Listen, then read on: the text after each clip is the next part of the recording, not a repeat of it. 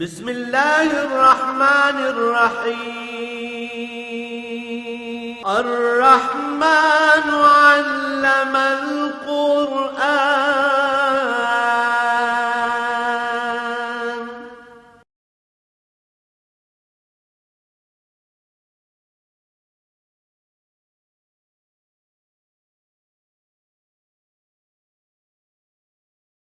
الحمد للہ رب العالمین والصلاة والسلام علی حبیبہ محمد وآلہ وصحبہ اجمعین۔ اعوذ باللہ من الشیطان الرجیم، بسم اللہ الرحمن الرحیم۔ افلا یتدبرون القرآن ولو کان من عند غیر اللہ لوجدوا فیہ اختلافا کثیرا وَإِذَا جَاءَهُمْ أَمْرٌ مِّنَ الْأَمْنِ أَوِ الْخَوْفِ أَذَاعُوا بِهِ وَلَوْ رَدُّوهُ إِلَى الرَّسُولِ وَإِلَى أُولِي الْأَمْرِ مِنْهُمْ لَعَلِمَهُ الَّذِينَ يَسْتَنبِطُونَهُ مِنْهُمْ وَلَوْلَا فَضْلُ اللَّهِ عَلَيْكُمْ وَرَحْمَتُهُ لَاتَّبَعْتُمُ الشَّيْطَانَ إِلَّا قَلِيلًا۔ اللهم سبحانك لا علم لنا إلا ما علمتنا إنك أنت العليم الحكيم۔ مولایا صلی وسلم دائما ابدا علی حبیبک خیر الخلق کلہم۔ افلا یتدبرون القرآن، جو لوگ نبی اکرم صلی اللہ علیہ وآلہ وسلم کا اتباع نہیں کرتے تو ظاہر ہے دنیا میں ہر شخص کسی نہ کسی کا اتباع کرتا ہے۔ کوئی شخص بھی ماں کے پیٹ سے علم لے کر پیدا نہیں ہوتا، دنیا میں آ کر سیکھتا ہے، ماحول سے، گھر کے ماحول سے، معاشرے سے، اساتذہ سے، سکول سے، کہیں نہ کہیں سے سیکھتا ہے اور پھر اپنی زندگی کا، اپنے کردار کا، اپنے نظریات کا ایک فیصلہ کرتا ہے۔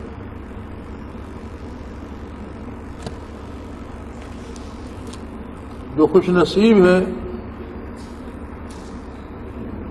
وہ فیصلہ کرتے ہیں محمد الرسول اللہ صلی اللہ علیہ وآلہ وسلم کے اتباع کا، اس لیے کہ آپ اللہ کے سچے رسول ہیں اور آپ نے جو تعلیم دی اس کی بنیاد اللہ کی کتاب ہے جو اللہ کی طرف سے نازل ہوئی۔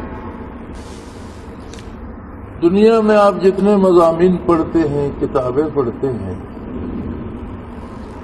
اصول پڑھتے ہیں، قاعدے اور ضابطے پڑھتے ہیں، ان میں نہ صرف اختلاف ہے بلکہ ایک فیصلہ سائنس کرتی ہے اور کچھ عرصے بعد سائنسی تحقیقات اسی کو رد کر دیتی ہیں اور خود دوسرا فیصلہ کرتی ہیں۔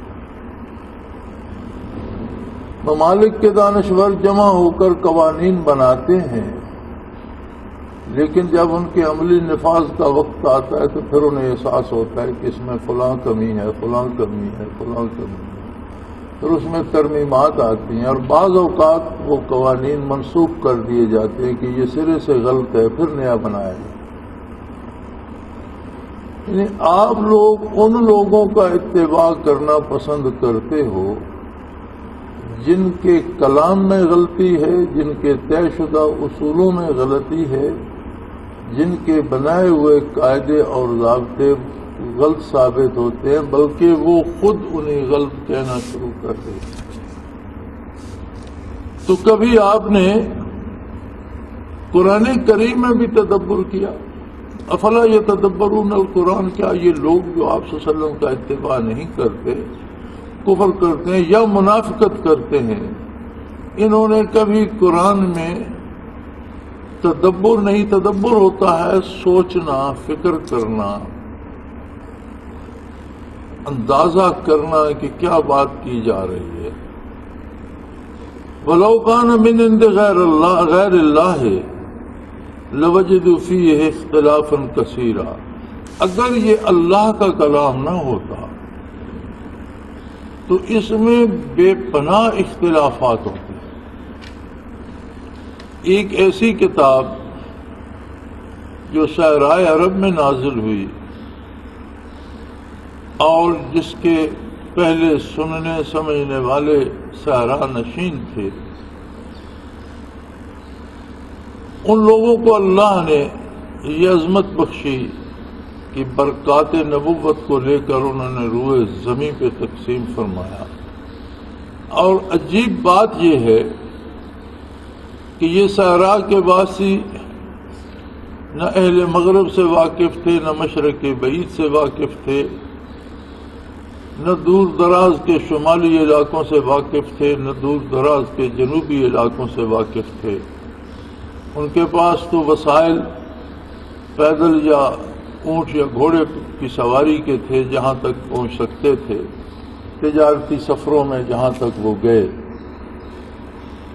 لیکن اس کتاب نے روئے زمین کی ساری انسانیت کے لیے قاعدے اور ضابطے بنا دیے، عقیدے اور نظریے سے لے کر عمل اور کردار تک۔ دنیا میں ایسا کبھی نہیں ہوا۔ حضور اکرم صلی اللہ علیہ وآلہ وسلم سے پہلے جتنے انبیاء بھی مبعوث ہوئے اور ان پر جو کتابیں نازل ہوئی یا صحیفے نازل ہوئے یا جو وحی الہی ہوتی تھی، اس میں جو قاعدے اور ضابطے بتائے جاتے تھے وہ اس قوم کے لیے ہوتے تھے جس کی طرف نبی مبعوث ہوتا تھا۔ اس کے علم، اس کی فکر، اس کی استعداد کار کے مطابق اوامر و نواہی ہوتے تھے۔ ہاں، عقائد آدم علیہ نبینا علیہ الصلوۃ والسلام سے لے کر حضور نبی کریم صلی اللہ علیہ وسلم تک ہر نبی پر عقائد وہی نازل ہوئے جو پہلے روز نازل ہوتے تھے۔ آخری کتاب میں بھی وہی ذات باری کے بارے اور اللہ جل شانہ کی صفات کے بارے، آخرت کے بارے، حشر نشر کے بارے، عذاب و ثواب، جنت و دوزخ کے بارے، ملائکہ کے بارے، چونکہ عقائد خبر ہوتے اور خبر تبدیل نہیں ہوا کرتی۔ اگر خبر کے خلاف خبر آئے تو یا پہلی غلط ہوتی ہے یا نئی آنے والی غلط ہوتی ہے۔ لہذا جہاں تک خبر کا تعلق تھا عقائد و نظریات تو ایک ہی رہے، لیکن جہاں تک احکام کا تعلق تھا تو ہر قوم کو اس کی استعداد اور قوت کے مطابق احکام دیے گئے۔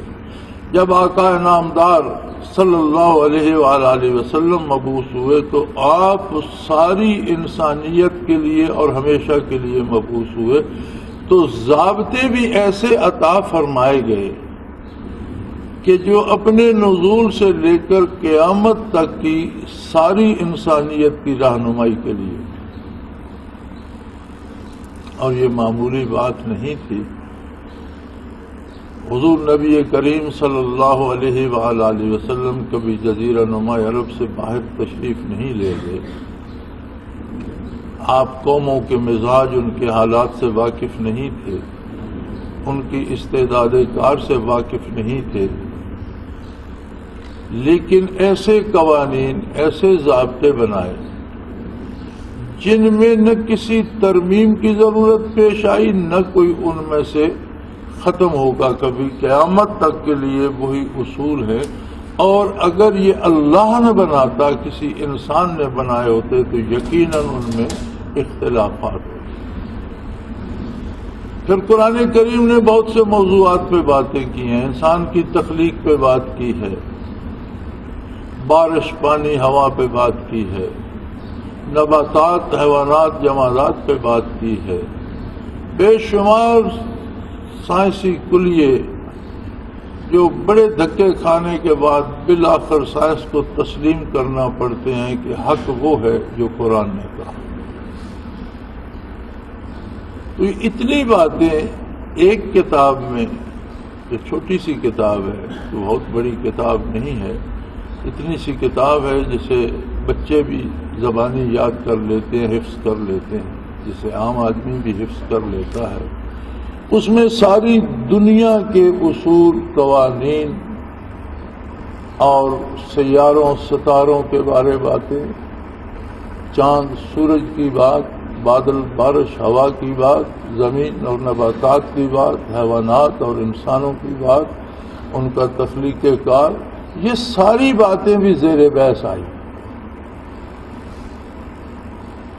کوئی کہیں قرآن کریم میں کسی ایک بات پہ اختلاف نظر نہیں آتا۔ یہ اس بات کی سب سے بڑی دلیل ہے کہ یہ اللہ کا کلام ہے۔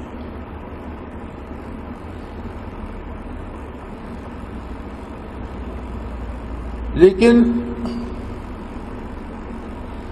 یہ ایسے بدبخت ہیں جنہیں اطاعت پیغمبر نصیب نہیں ہوتی، یہ ایسے عجوب لوگ ہیں وَإِذَا جَاءَهُمْ أَمْرٌ مِّنَ الْأَمْنِ أَوِ الْخَوْفِ أَذَاعُوا بِهِ،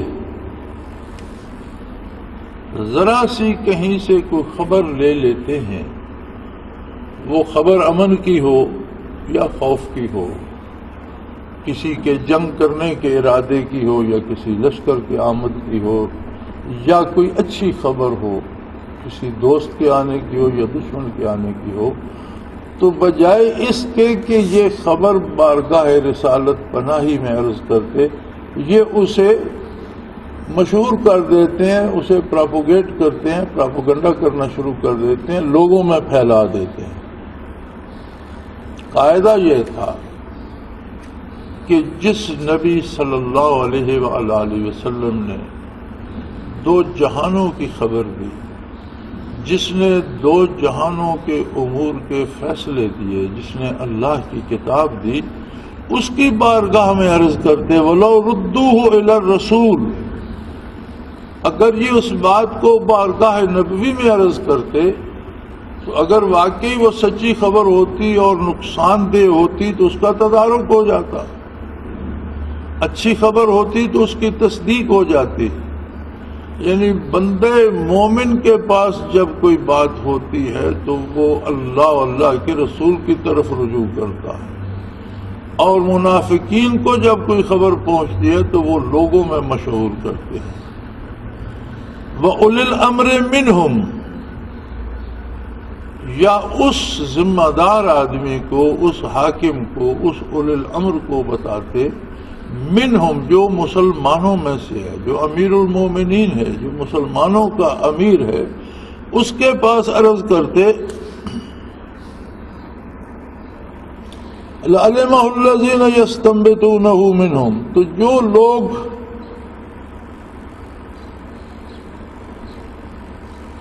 محقق ہیں، تحقیق کر سکتے ہیں، وہ اس کی تحقیق کر لیتے اور عام آدمی پریشان نہ ہوتا۔ جب یہ خبر پھیلا دیتے ہیں تو اس میں سوائے عامت الناس کو پریشان کرنے کے کچھ حاصل نہیں ہوتا۔ تو عوام کو پریشان کرنے کا طریقہ منافقین کا ہے۔ اگرچہ آج کل تو ہمارے حکمرانوں نے یہ رویہ اپنایا ہوا ہے کہ روز ایک ایسا اعلان کر دیا جائے کہ لوگ پریشان رہیں اور لوگوں کو ایک اپنی سی فکر پڑی رہے اور کسی مثبت طرف سوچ نہ سکیں یا ہم پہ کوئی سوال نہ کر سکیں کہ کیا ہو رہا ہے۔ تو یہ طریقہ کار منافقین کا ہے۔ مومن کا طریقہ یہ ہے کہ اس کے پاس کوئی خبر پہنچے تو وہ اس ذمہ دار ہستی تک پہنچاتا ہے جو ان کے فیصلے کرنے کی مجاز ہے، اور مومنوں کے فیصلے کرنے کے مجاز وہ لوگ ہوتے ہیں جو انہی میں سے ان کے امیر بنائے جاتے ہیں۔ وَلَوْلَا فَضْلُ اللَّهِ عَلَيْكُمْ وَرَحْمَتُهُ لَاتَّبَعْتُمُ الشَّيْطَانَ إِلَّا قَلِيلًا، اگر اللہ تم پہ کرم نہ فرماتا اور تم دامن رسالت کو نہ تھامتے، وَمَا أَرْسَلْنَاكَ إِلَّا رَحْمَةً لِلْعَالَمِينَ، آپ کی بعثت ساری جہانوں کے لیے اللہ کی رحمت ہے، اور جس نے دامان رسالت کو تھاما اس پر اللہ کا کرم ہو گیا، اللہ کی رحمت ہو گئی۔ اگر یہ دامان رحمت نہ ہوتا، اگر اللہ کی رحمت نصیب نہ ہوتی، اگر اللہ کا فضل اور اس کا کرم نہ ہوتا تو تمہاری اکثریت تو شیطان ہی کی پیروکار ہوتی، اللہ قلیلا، ہاں چند خوش نصیبوں کے علاوہ، اور وہ خوش نصیب وہی ہیں جنہوں نے دامان رحمت کو تھام لیا۔ بڑی فیصلہ کن بات قرآن حکیم نے ارشاد فرمائی ہے کہ زندگی کے کسی بھی شعبے میں کوئی بھی شخص جہاں دامان رسالت پناہی کو چھوڑ دیتا ہے وہ شیطان کی پیروی کرتا ہے۔ دو ہی تو راستے ہیں، ایک راستہ اللہ اللہ کے رسول کا ہے، اور دوسرے جتنے راستے اس کے خلاف ہیں وہ ایک ہی سمت کو جاتے ہیں کہ وہ شیطان کی پیروی کے ہیں۔ فقاتل فی سبیل اللہ، تو فرمایا میرے حبیب ایسے لوگوں کی پرواہ نہ کریں جن کے نصیب میں آپ کی اطاعت نہیں ہے اور جن کو آپ کی غلامی نصیب نہیں ہے، انہیں کوئی اہمیت نہ دیں۔ ہاں آپ اللہ کی راہ میں قتال کریں، احقاق حق کے لیے، باطل کو باطل ثابت کرنے کے لیے، ظلم کو روکنے کے لیے، قیام امن کے لیے، اللہ کی مخلوق کو غیر اللہ کی خدائی سے جان چھڑانے کے لیے، انسانوں کے گلے میں انسانوں کی غلامی کے طوق کاٹنے کے لیے آپ جہاد فرمائیے۔ لا تکلف الا نفسک، آپ کی ذمہ داری آپ کی اپنی ذات برکات کی ہے، دوسرے لوگوں کی طرف سے آپ جواب دہ نہیں ہیں۔ آپ جو فیصلہ فرمائیں وہ ظلم کے خلاف ہو اور اس پہ آپ پوری جانفشانی سے عمل پیرا ہوں۔ وَحَرِّزِ الْمُؤْمِنِينَ، اور ان لوگوں کو جنہوں نے آپ کا دامان رحمت تھاما ہے، جن میں نور ایمان ہے، جو مومن کہلاتے ہیں، انہیں ترغیب دیجئے کہ وہ آپ کے اتباع میں اور آپ کی اطاعت میں جانوں کے نذرانے پیش کریں۔ عَسَى اللَّهُ أَن يَكُفَّ بَأْسَ الَّذِينَ كَفَرُوا، اللہ قادر ہے جو مشرکین اور کفار بڑے دعوے کر رہے ہیں کہ ہم مدینہ النبی کو یا اسلام کو ختم کر دیں گے، اللہ انہیں اس کی توفیق نہیں دے گا۔ وہ قادر ہے، وہ کافروں کا زور توڑ دے گا، ان میں وہ قوت نہیں رہے گی، یہ مومنین کا اور مسلمانوں کا کچھ نہیں بگاڑ سکیں گے۔ اس لیے واللہ اشد باسا واشد تنکیلا، اللہ جل شانہ جب کسی کی حمایت کرتا ہے، اللہ جل شانہ جب کسی کو فتح دینا چاہتا ہے تو اس کے مقابلے میں کوئی کھڑا نہیں ہو سکتا، اور وہ سخت سزا دینے والا ہے۔ جب کوئی اللہ کے رسول کی مخالفت کرتا ہے تو اللہ کی بارگاہ سے اس پہ سزا مسلط ہو جاتی ہے۔ ہماری مصیبت یہ ہے کہ اب جب یہ آیات مبارکہ پڑھتے ہیں تو ہم انہیں اس زمانے پہ ان کا اطلاق کر دیتے ہیں کہ یہ کافروں سے کہا گیا، یہ مومنین کو بشارت دی گئی، لیکن یاد رکھیں قرآنی آیات کا نزول بے شک خاص ہو، اس کا حکم عام ہوتا ہے، اور قرآن قیامت تک کے لیے ساری انسانیت کے لیے ہے۔ آج بھی ہمیں مخاطب کر کے فرما رہا ہے کہ اگر تم قرآن پر عمل پیرا ہوگے اور دامان محمد الرسول اللہ کو تھامو گے اور باطل کے خلاف اور حق کو غالب کرنے کے لیے آج بھی جذبہ جاں سے پاری تم میں موجود ہوگا تو اللہ قادر ہے کہ کافروں کی قوت توڑ دے اور تمہاری مدد فرمائے۔ لیکن اگر تم نے دامان رسالت چھوڑ دیا تو یاد رکھو اللہ کے عذاب کی زد میں آ جاؤ۔ ہم اگر اپنا آج کا حال دیکھیں تو ہم اس حال کو پہنچ گئے ہیں کہ رفتہ رفتہ پہلے تو یہ ہوا کہ چیزیں مہنگا ہونا شروع ہوئیں اور غریب کی رسائی سے باہر چلی گئیں.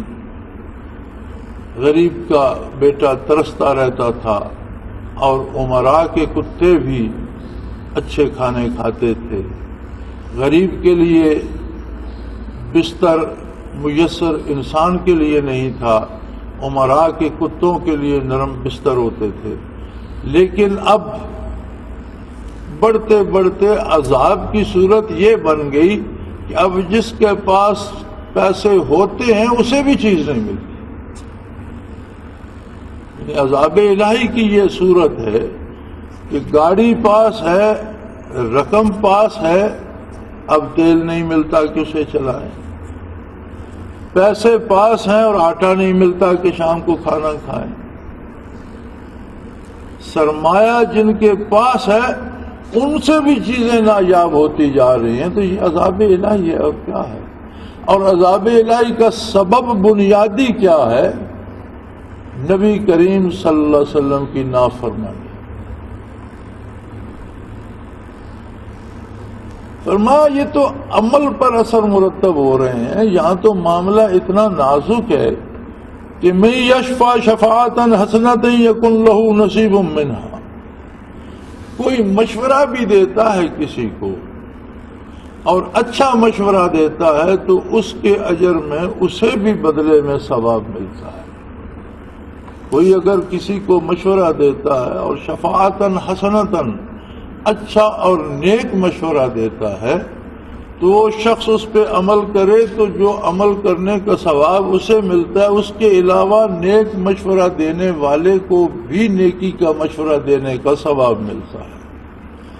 اور یہ بھی یاد رکھ لو وَمَن يَشْفَعْ شَفَاعَةً سَيِّئَةً، جو کوئی برائی کرنے کا مشورہ دیتا ہے خود تو نافرمان ہے ہی بارگاہ رسالت کا، دوسرے کو بھی نافرمانی پہ اکساتا ہے، لہو کفل منہا، اسے اس کی برائی میں سے اسے بھی عذاب نصیب ہوگا.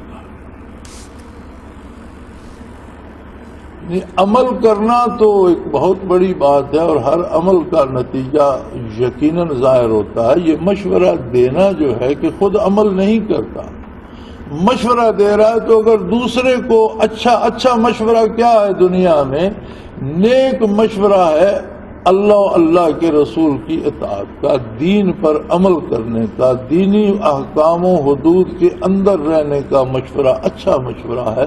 نیکی کا مشورہ نیک ہے تو اسے اس کا اجر اور ثواب ملتا ہے. اور اگر کوئی برائی کرتا نہیں لیکن برائی کا مشورہ دیتا ہے تو اس کا جرم اس پر بھی ثابت ہوتا ہے، اسے بھی سزا ملتی ہے. وَقَانَ اللَّهُ عَلَىٰ كُلِّ شَيْءٍ مُقِيتًا، اللہ تعالیٰ بڑا باریک بین ہے، ہر چیز پہ قادر ہے، ہر چیز کا حساب ہے اس کے پاس، ہر چیز کے اثرات وہ مرتب کرتا ہے. وہ ہر شے پہ قادر ہے، اس کی قدرت کاملہ سے کچھ بعید نہیں.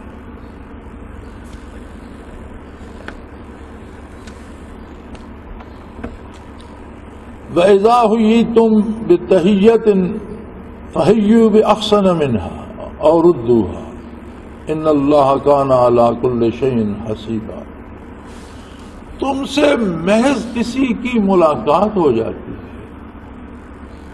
اور وہ تمہیں کلمہ خیر کہتا ہے، جیسا اسلام نے بہت خوبصورت دعائیہ کلمہ تعلیم فرمایا کہ جب بندہ مومن کسی دوسرے مومن سے ملتا ہے تو کہتا ہے السلام علیکم، اللہ کی سلامتی ہو تم پر.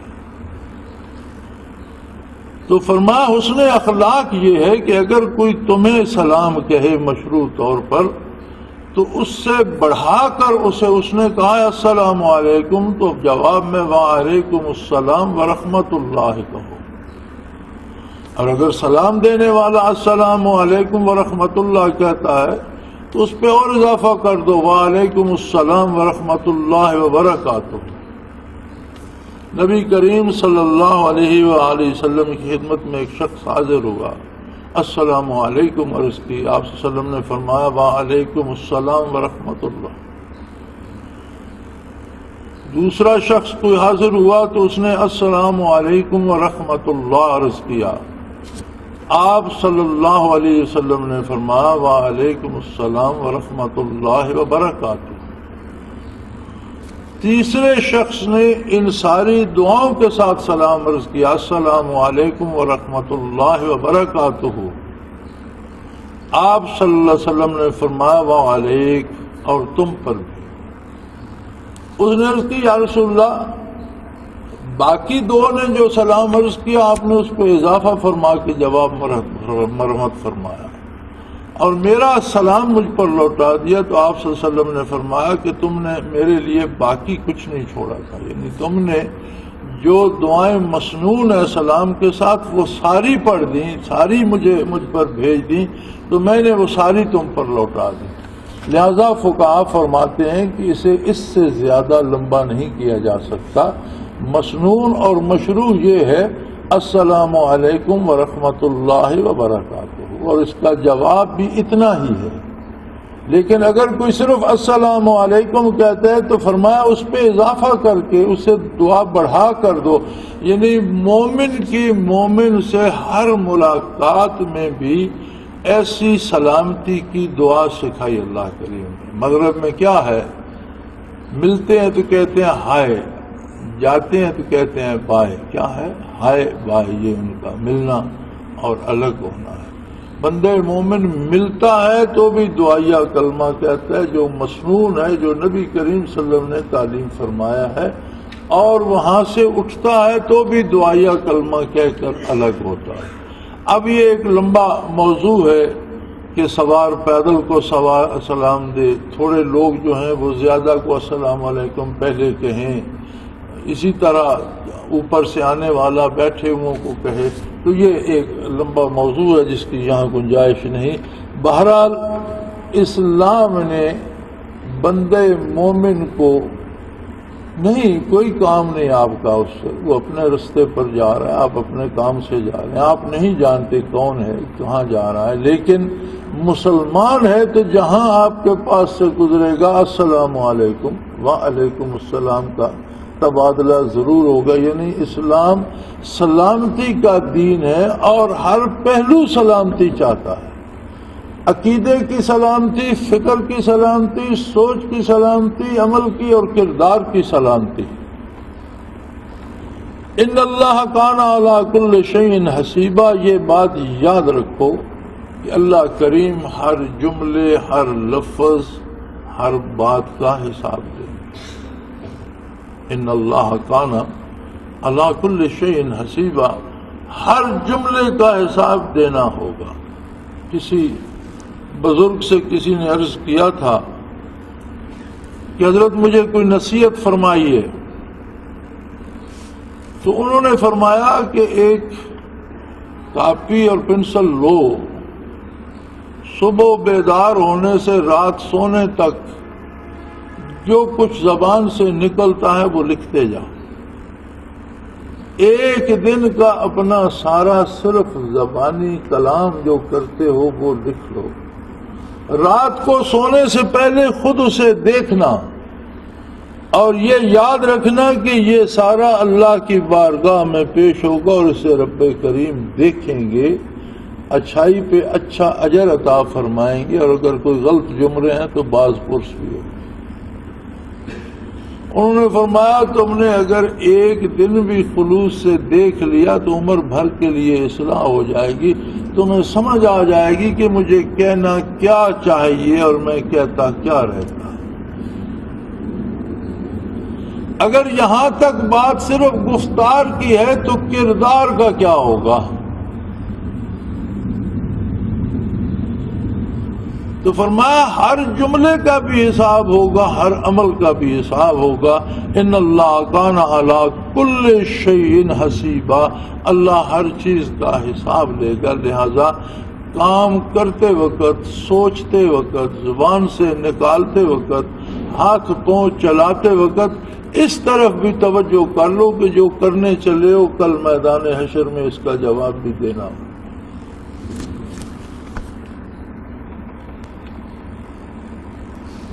اللہ لا الہ الا ہو، طے شدہ بات ہے. صرف اللہ جل شانہ جو ہے وہ یہ شان رکھتا ہے کہ اس کی غیر مشروط اطاعت کی جائے، یہ اس کا حق بنتا ہے.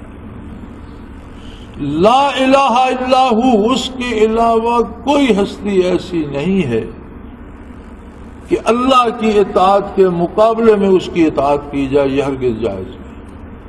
کوئی بڑے سے بڑا سلطان ہو، بڑے سے بڑا رئیس ہو، بڑے سے بڑا طاقتور ہو، اللہ کے مقابلے میں کسی کی بات نہیں مانی جائے گی، اللہ کی اطاعت کی جائے گی. اس لیے لَيَجْمَعَنَّكُمْ إِلَىٰ يَوْمِ الْقِيَامَةِ لَا رَيْبَ فِيهِ، صرف وہ اللہ وحدہ لا شریک ہے جو تمہیں میدان حشر میں یوم قیامت جمع کرے گا، جس کے واقعہ ہونے میں کوئی گنجائش شبے کی نہیں ہے.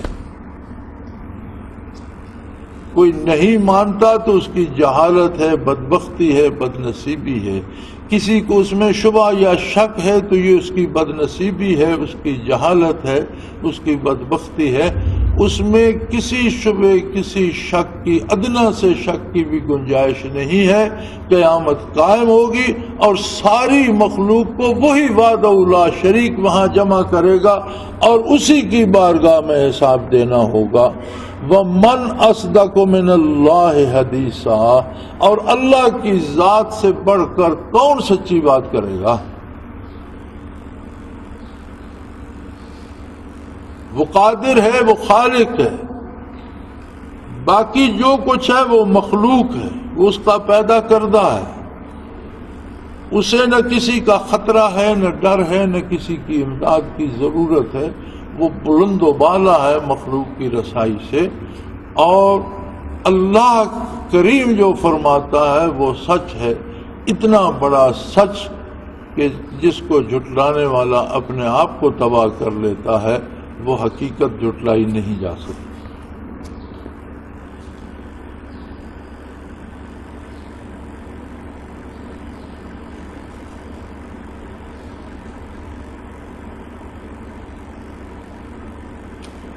فَمَا لَكُمْ فِي الْمُنَافِقِينَ فِئَتَيْنِ وَاللَّهُ أَرْكَسَهُمْ بِمَا كَسَبُوا أَتُرِيدُونَ أَن تَهْدُوا مَنْ أَضَلَّ اللَّهُ وَمَن يُضْلِلِ اللَّهُ فَلَن تَجِدَ لَهُ سَبِيلًا. مسلمانوں کو منافقین کے بارے میں دو رائے نہیں رکھنی چاہیے. کچھ لوگ ذرا ڈھیلے ڈھالے ہوتے ہیں، وہ چاہتے ہیں کہ منافقین کے ساتھ بھی، کفار کے ساتھ بھی تعلق رکھا جائے، ہو سکتا ہے وہ بھی مسلمان ہو جائیں گے. فرمایا کفر اور نفاق یہ دنیا میں بھی اللہ کی طرف سے بطور سزا مسلط ہوتا ہے. یوں ہی نہیں آ جاتا کہ ایک بندہ دل سے اللہ کی اطاعت چاہتا ہے، دل سے اللہ پر ایمان رکھتا ہے، دل سے نبی کریم صلی اللہ علیہ وسلم کی پیروی کرنا چاہتا ہے اور اتفاقاً منافق ہو جاتا ہے. ایسا نہیں ہوتا.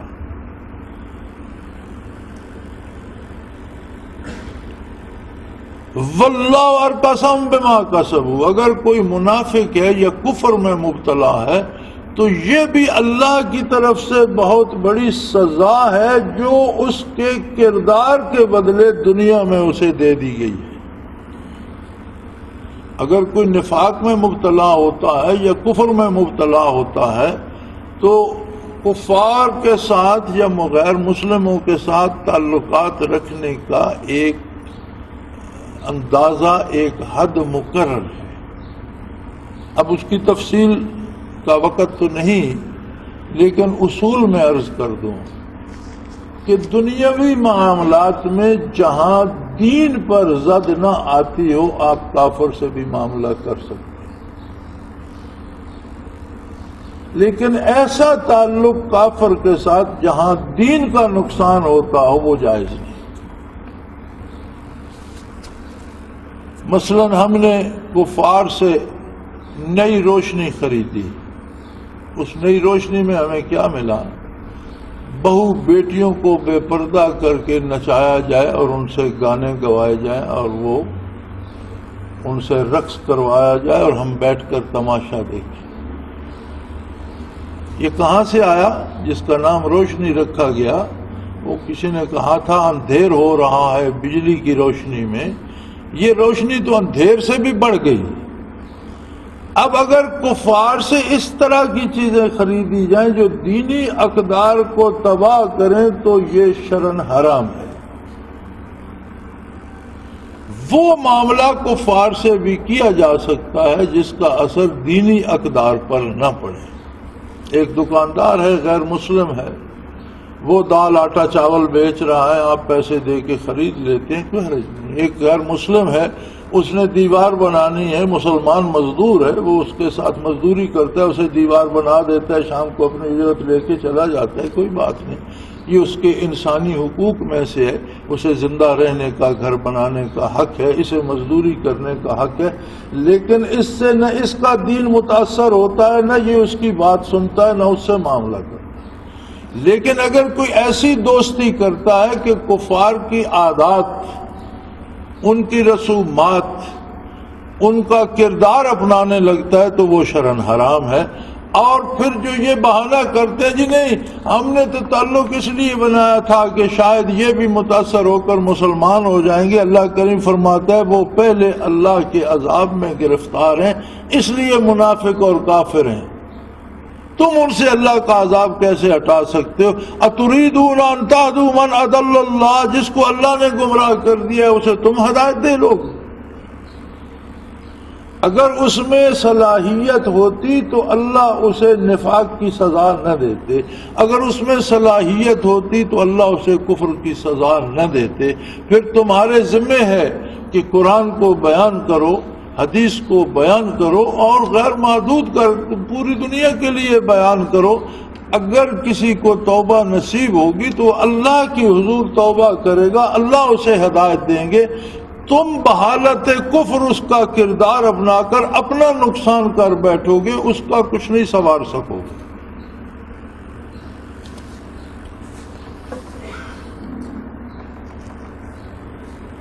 وَمَن يُضْلِلِ اللَّهُ فَلَن تَجِدَ لَهُ سَبِيلًا، جس سے اللہ گمراہ کر دے، جس کی بات اللہ سے بگڑ جائے، جس سے ایسا جرم ہو جائے کہ اس کے بدلے اللہ اس سے نور ہدایت چھین لے، اس کے لیے کوئی شخص کوئی راستہ نہیں بنا سکتا۔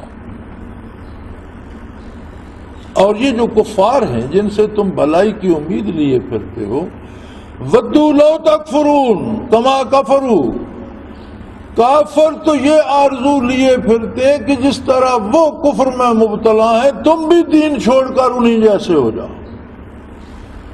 تمہیں یہ غلط فہمی ہے کہ ہم دوستی کریں گے تو شاید ان کی اصلاح ہو جائے گی، اور انہیں امید یہ ہے کہ تم ان سے دوستی کرو تو وہ تمہیں بھی کفر میں کھینچ لیں، جیسے خود کفر اور گمراہی کی دلدل میں ہیں وہ تمہیں بھی اس دلدل میں پھینکنا چاہتے ہیں۔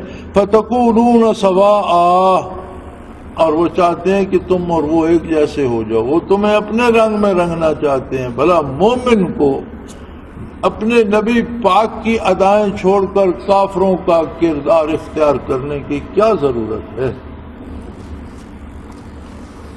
تو کافر تو یہ چاہتے ہیں کہ تم ان کے قریب آؤ، ان کی عادات اپناؤ اور انہی جیسے ہو جاؤ، جیسے وہ کافر ہیں تم بھی کافر ہو جاؤ اور ایک جیسے ہو جاؤ۔ سو فرمایا فَلَا تَتَّخِذُوا مِنْهُمْ أَوْلِيَاءَ، سو کافروں کے ساتھ بھول کر بھی دلی دوستی مت کرو۔ معاملات کرنا اور بات ہے، اور دلی طور پر کسی سے دوستی کرنا، ولایت، یہ اور بات ہے۔ مومن کا دل اللہ اللہ کے رسول کے پرتوے جمال کا آئینہ ہوتا ہے، اور کافر کا دل کفر کی ظلمت سے بھرا ہوا ہوتا ہے، ان دلوں میں دوستی نہیں ہو سکتی۔ اور اگر مومن اپنے دل میں کافر کو جگہ دے گا تو اس کے ساتھ اس کا کفر نہیں آئے گا۔ سو فَلَا تَتَّخِذُوا مِنْهُمْ أَوْلِيَاءَ، کافروں میں سے کسی کے ساتھ دلی دوستی نہ بناؤ، حَتَّى يُهَاجِرُوا فِي سَبِيلِ اللَّهِ، ہاں کوئی کافر ہجرت کر جائے اللہ کی راہ میں، کفر سے نکل کر اسلام میں آ جائے، کوئی کافر اسلام قبول کر لے پھر تو وہ تمہارے لیے قابل احترام ہو جائے گا، لیکن اگر کافر ہی رہے پھر اس کے ساتھ قلبی دوستی نہ کرو۔ فَإِن تَوَلَّوْا فَخُذُوهُمْ وَاقْتُلُوهُمْ حَيْثُ وَجَدتُّمُوهُمْ، اور اگر وہ اسلام سے انکار کرتے ہیں اور اسلام کے خلاف اللہ کی مخلوق پہ ظلم کرتے ہیں اور اللہ کی کائنات میں غیر اللہ کی پوجا کرانے پہ اصرار کرتے ہیں، اللہ کی مخلوق کو غلام بنا کر ان کو پہ ظلم کرتے ہیں، تو پھر ان کا مقابلہ کرو، ان کو پکڑو، ان کو قتل کرو جہاں مل جائیں۔ وَلَا تَتَّخِذُوا مِنْهُمْ وَلِيًّا وَلَا نَصِيرًا، ان میں سے کسی کو نہ دوست بناؤ نہ ان کی امداد پہ کبھی بھروسہ رکھو۔ لیکن یہ ساری باتیں تو ان کے لیے ہیں جو مسلمان ہیں، جن کا بھروسہ اللہ پہ، اور جو جیتے ہی امریکی امداد پہ ہیں ان کی سمجھ میں یہ باتیں کہاں آئیں گی؟ جو زندہ ہی کافر کی خیرات پہ ہیں اور کفار کے اترے ہوئے کپڑے جو لنڈے سے خرید کر پہن کر دوسروں پہ شان جتانا باعث فخر سمجھتے ہیں، ان کی سمجھ میں یہ باتیں کہاں آئیں؟ یعنی مومن کے لیے اس سے بہتر مر جانا ہے کہ وہ کسی کافر کی اترن پہنے۔ لیکن ہمارے یہاں دیکھ لو، جو نیا کپڑا نہیں خرید سکتا وہ لنڈے سے ضرور خریدتا ہے، کافروں کا لباس استعمال شدہ، غلیظ شدہ، اس میں انہوں نے کیا کیا قباحتیں کی ہوں گی، کتنا کفر کیا ہوگا، کتنے گناہ کیے ہوں گے، کتنی شراب پی ہوگی، کتنا خنزیر کھایا ہوگا، اسی کو استری کر کے پھر ہم پہن کر ہم اپنی شان بڑھاتے ہیں۔ تو ہماری سمجھ میں شاید قرآن حکیم کی یہ زبان نہ آئے، ہم ان باتوں کو شاید سمجھ نہ سکیں، لیکن یہ حق ہے۔ فرمایا کافر جو اسلام کے خلاف کوشش کرتا ہے، بندہ مومن کا حق ہے اس کا مقابلہ کرے، اس کے ساتھ قتال کرے جہاں پائے، جب تک وہ ظلم سے باز نہیں آتا اس سے قتال ہوگا، اور ان میں سے نہ کسی کو دوست بناؤ نہ ان کی امداد پہ بھروسہ کرو۔ إِلَّا الَّذِينَ يَصِلُونَ إِلَىٰ قَوْمٍ بَيْنَكُمْ وَبَيْنَهُمْ مِيثَاقٌ أَوْ جَاءُوكُمْ حَسِرَتْ صُدُورُهُمْ أَن يُقَاتِلُوكُمْ أَوْ يُقَاتِلُوا قَوْمَهُمْ وَلَوْ شَاءَ اللَّهُ لَسَلَّطَهُمْ عَلَيْكُمْ فَلَقَاتَلُوكُمْ فَإِنِ اعْتَزَلُوكُمْ فَلَمْ يُقَاتِلُوكُمْ وَأَلْقَوْا إِلَيْكُمُ السَّلَامَ فَمَا جَعَلَ اللَّهُ لَكُمْ عَلَيْهِمْ سَبِيلًا۔ فرمایا ہاں کچھ ایسے لوگ جو ان قبائل سے، ان لوگوں سے مل جاتے ہیں جن کے ساتھ تمہارا معاہدہ ہے، ان سے درگزر کرو، یا ایسے لوگ جو دل سے تمہارے ساتھ آ کر ملتے ہیں اور اس کا امتحان یہ ہے کہ پھر وہ کفار کے ساتھ جہاد کریں۔ اگر وہ تمہارے ساتھ دل سے ملتے ہیں تو اسلام قبول کریں، اور ان کا امتحان یہ ہے کہ پھر وہ اپنی قوم کے ساتھ جہاد میں شریک ہوں۔ یقاتلوا قومہم، پھر اپنی کافر کے ساتھ وہ جہاد میں شریک ہوں۔ اور اگر اللہ چاہتا لَسَلَّطَهُمْ عَلَيْكُمْ فَلَقَاتَلُوكُمْ، اگر اللہ چاہتا تو کفار کو تم پر مسلط کر دیتا اور وہ تمہیں قتل کرتے چلے جاتے۔ اب اپنا حال دیکھیے، کیا آج مسلمانوں پر کافر مسلط نہیں ہے؟ پوری دنیا میں ان کا قتل عام نہیں کر رہے؟ یہ کیا کافر اپنی قوت سے ہم پر مسلط اور ہم کمزور ہیں؟ ہرگز نہیں۔ اگر دنیا کے معاشی نظام کا جائزہ لیا جائے تو 80% سے زیادہ زندگی کے وسائل مسلمانوں کے پاس، دنیا کی ساری بہترین بندرگاہیں مسلمانوں کے پاس، دنیا کی ساری زرخیز زمینیں مسلمانوں کے پاس، دنیا کی بڑی معدنی دولت، تیل، کولا، سونا، چاندی کے ذخیرے مسلمانوں کے پاس، اور مار بھی مسلمان ہی کھا رہے ہیں۔ کیوں؟ فرمایا اگر تم کافروں کو دوست بناؤ گے اور کافروں کے مشوروں پر عمل کرو گے تو ہم بطور سزا تمہارے اوپر کافروں کو مسلط کر دیں گے، وَلَقَاتَلُوكُمْ، اور وہ تمہیں قتل کریں گے، ماریں گے اور تمہیں رسوا کریں گے۔ نزول آیت کے وقت تو یہ تنبیہ کی گئی کہ اگر تم ایسا کرو گے تو تمہارے ساتھ یہ سلوک ہوگا۔ آج ہم دیکھ رہے ہیں کہ ہم نے دامن مصطفی کو چھوڑ کر کافروں کے ہاں پناہ لی، کافر اللہ نے ہم پر مسلط کر دیے، آج وہ ہمیں قتل کر رہے ہیں، مار رہے ہیں، اور ہمارے قتل پر افسوس بھی نہیں کرتے، اور ہماری حکومتوں میں اتنی سی جان رہ گئی ہے کہ وہ کہتے ہیں ہمارے بندے مارے گئے تھے، ہم نے احتجاج کیا۔ احتجاج کیا ہوتا ہے؟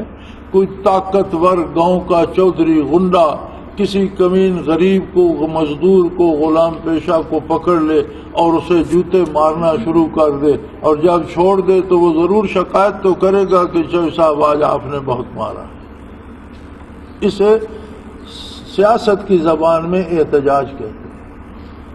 تو ہمارے مسلمان حکمرانوں میں اتنی سی جرت رہ گئی ہے کہ سارے جوتے کھانے کے بعد کہتے ہیں جی آج تو آپ نے بہت زیادہ مارا ہے چودھری صاحب، آپ کی مہربانی، پھر بھی آپ کا کرم۔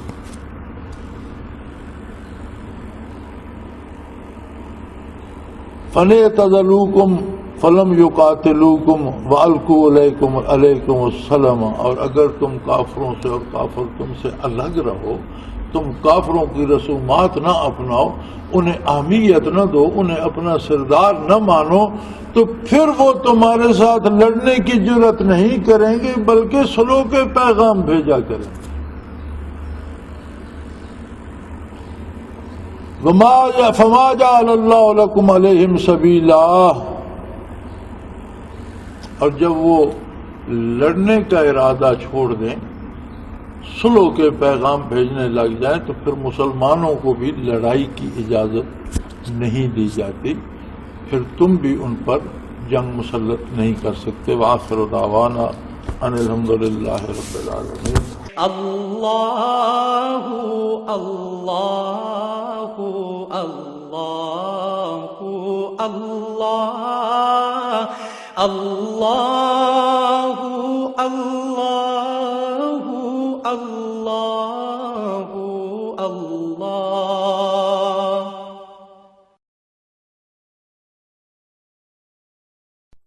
حضرت امیر محمد اکرم آبان مد ظلہ العالی دارالعرفان منارہ ضلع چکوال میں سالہ سال سے قرآن و حدیث کے اوپر خطابات کر رہے ہیں اور سلسلہ نقشبندیہ اویسیہ کے مطابق لوگوں کو ذکر الہی کی تربیت دے رہے ہیں۔ وہ قرآن پاک کی تفسیر ترتیب وار بیان کر رہے ہیں۔ تفسیر قرآن کو وہ موجودہ ملکی اور بین الاقوامی حالات کے مطابق بیان کرتے ہیں۔ موٹر وے سے کلر کہار کے انٹرچینج سے نکلتے ہوئے، کلر کہار کی جھیل سے ہوتے ہوئے، میانی، بوچھال اور نور پور سے گزرتے ہوئے دارالعرفان منارہ پہنچ سکتے ہیں۔ حضرت امیر محمد اکرم آبان نے بچیوں اور بچوں کی دینی اور دنیاوی تعلیم کے لیے سقارہ اکیڈمی کے نام سے ایک درسگاہ بھی قائم کی ہے، جس کا افتتاح ملک پاکستان کے صدر جنرل محمد ضیاء الحق نے اپنے دست مبارک سے کیا تھا۔ وہ تمام احباب جو اسلام کی طلب رکھتے ہیں ان سے گزارش ہے کہ دارالعرفان منارہ ضلع چکوال میں امیر محمد اکرم آبان صاحب کے خطابات سے مستفید ہوں۔ وہ ہر جمعے کو نماز سے پہلے بیان فرماتے ہیں۔ ہر ماہ کی پہلی اتوار کو ماہانہ اجتماع ہوتا ہے جس میں آپ خصوصی خطاب فرماتے ہیں اور پاکستان کے چاروں صوبوں سے احباب اس اجتماع میں شرکت کرتے ہیں۔ اس کے علاوہ یہاں سال میں 2 مرکزی اجتماعات بھی ہوتے ہیں، ایک رمضان المبارک میں اعتکاف کا اجتماع اور دوسرا جولائی اور اگست میں 40 دن کا اجتماع ہوتا ہے جس میں روحانی تربیت کی جاتی ہے۔ اپنا خون سیماب دے کر اتنا ہم کر جائیں گے، نام آقا کا چمن میں پھر رقم کر جائیں گے۔